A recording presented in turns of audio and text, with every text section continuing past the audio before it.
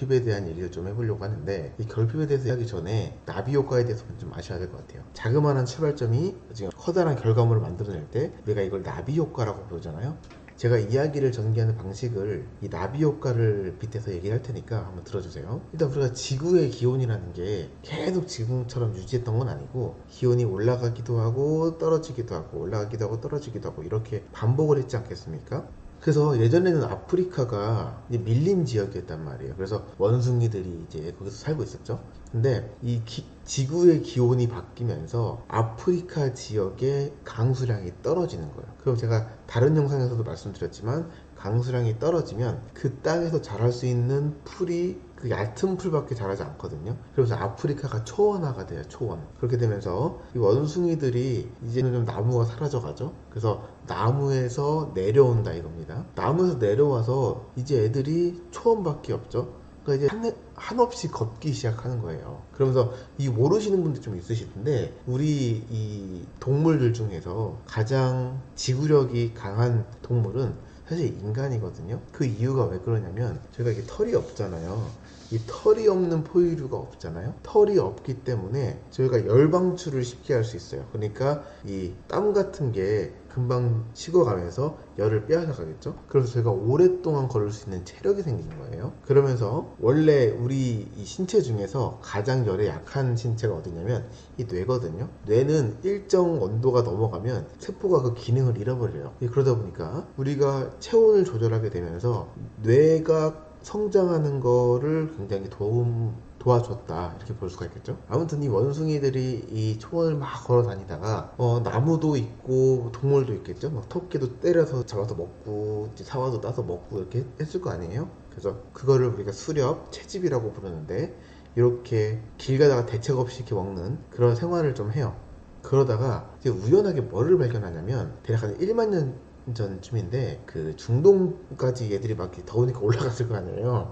올라가다가 이 척박한 땅에서 이 보리를 하나를 발견을 하는데, 보통 보리는 어느 정도 익으면 씨앗이 땅에 떨어져야 돼요. 근데 어떤 보리가 유전적으로 무슨 결함이 있던지 어떻게 돼가지고 돌연변이가 됐죠. 그래서 이 돌연변이가 씨앗이 땅에 떨어지지가 않는 거예요.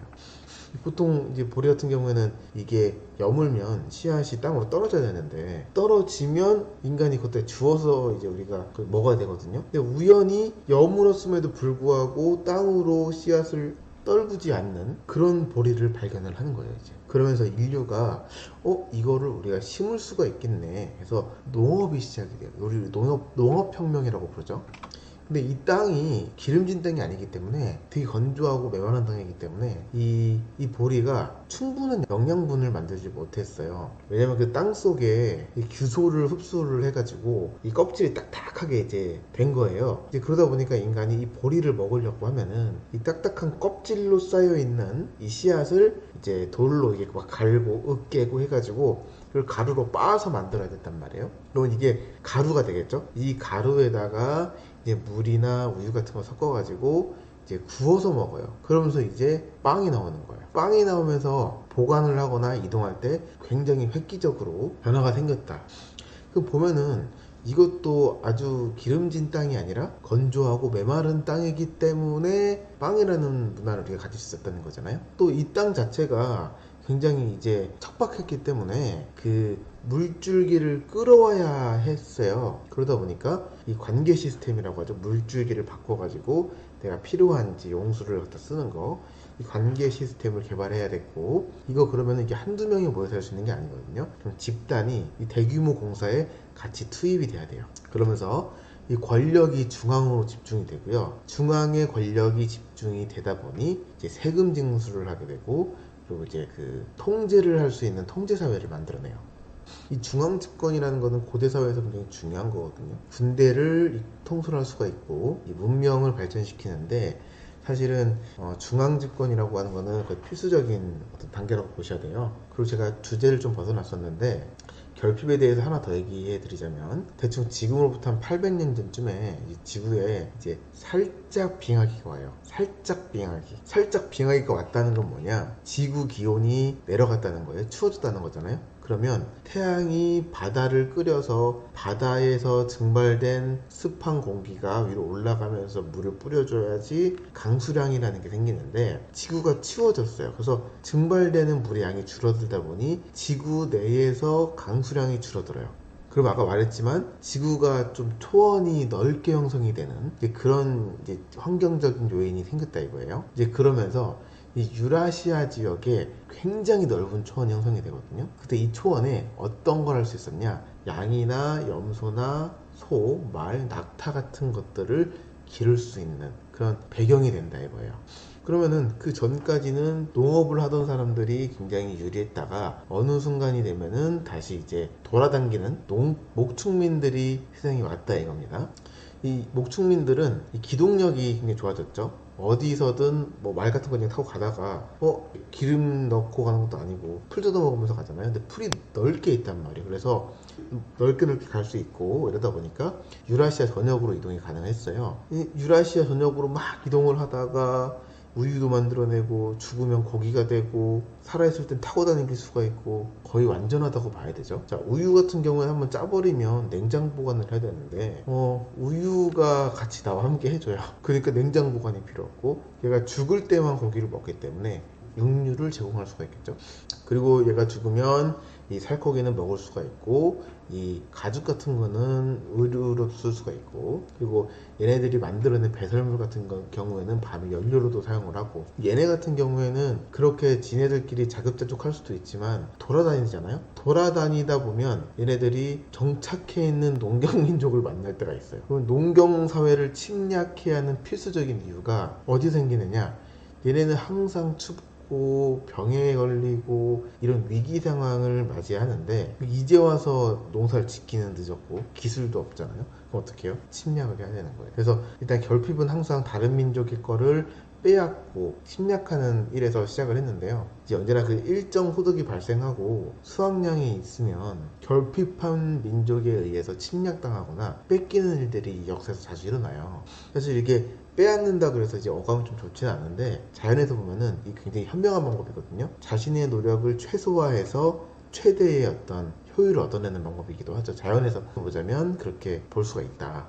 몽골 같은 유목민이 이제 세계사에서 이제 큰 역할을 담당하게 된 여러 가지 이유가 있는데 그 이유 중에 하나가 결핍과 가난이라고 이제 꼽을 수도 있어요. 왜냐면 농경민족 같은 경우에는 이제 미래에 대한 불안감이 사실 없죠. 어떤 계획적인 삶을 살고 이 루틴이 정해져 있는 삶을 살기 때문에 미래에 대한 불안을 별로 갖고 있지 않습니다. 근데 유목민들 같은 경우에는 미래에 대해서만 불안을 갖고 살아야 되기 때문에 생존을 위해서 어쩔 수 없는 성장을 택하고 그 다음 단계로 항상 넘어가요. 그래서 우리가 불안이라고 하는 감정이 꼭 나쁘다라고 할 수만도 없다. 그렇게 보여지죠.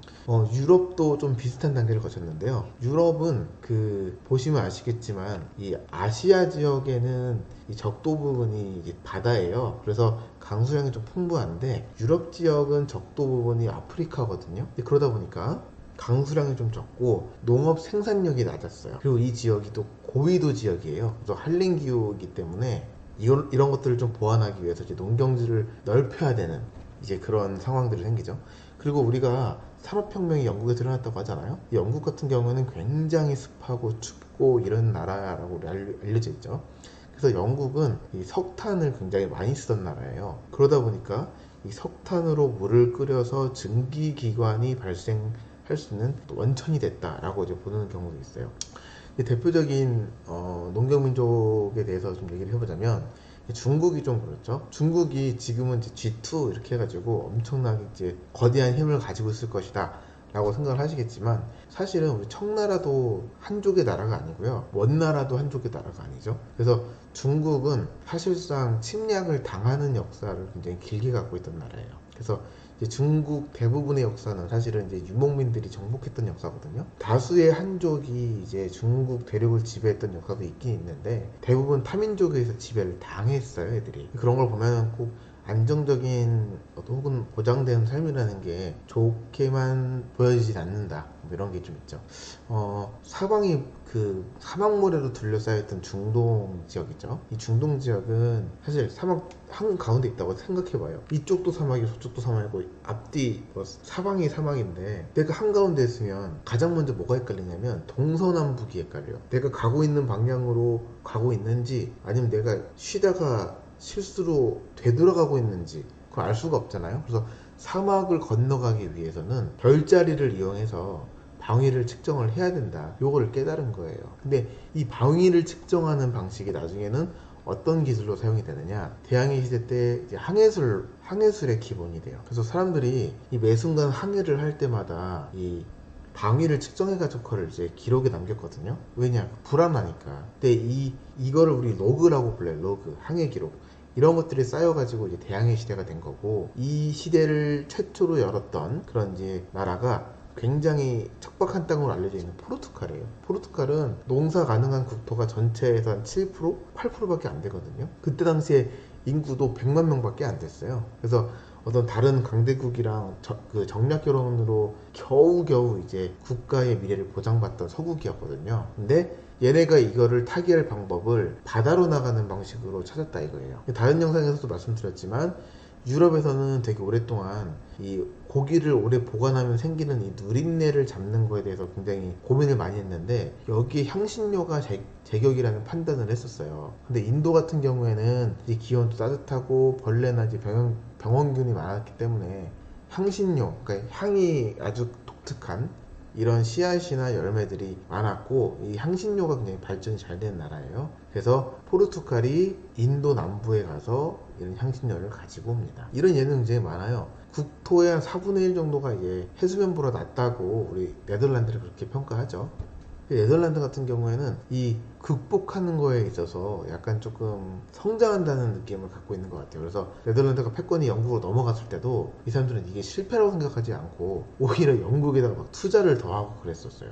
앞에서 말했지만 영국은 기후가 춥죠. 그래서 석탄 사용이 많았고 연료를 항상 이제 비축을 하고 있었어야 됐어요. 그래서 이런 게 필수품이라고 됐다는 것만으로도 증기기관이 발명을 하는 것을 이제 촉촉시켰고, 이게 최초의 산업혁명이 일어나는 계기가 됩니다.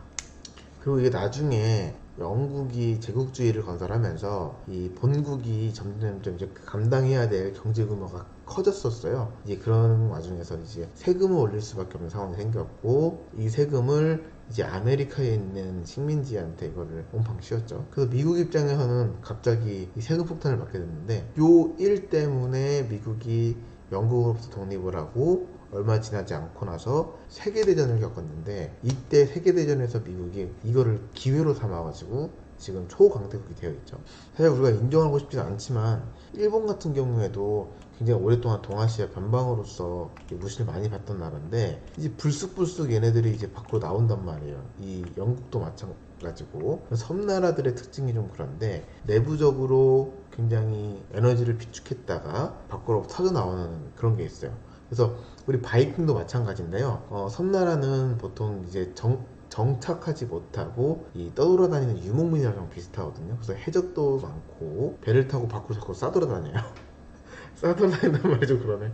아무튼 그러다 보니까 얘네들이 다른 민족을 지배하는, 그러니까 난데없이 이 유목민족이나 이 섬나라들이 지배하는 시기가 가끔씩 온다 이겁니다. 그래서 우리가 결핍된 삶이 꼭 나쁜 건가 생각하면 꼭 그렇지도 않은 거라고 보여져요. 이 결핍은 사실 성장의 이유가 되기도 하거든요. 그래서 지금 뭐 부족하거나 이렇게 됐을 때 사실은 이게 꼭 안 좋게만 사용되진 않을 것이다 라고 생각을 하면 또 되려 또 이제 무기가 되지 않을까 이런 생각이 듭니다.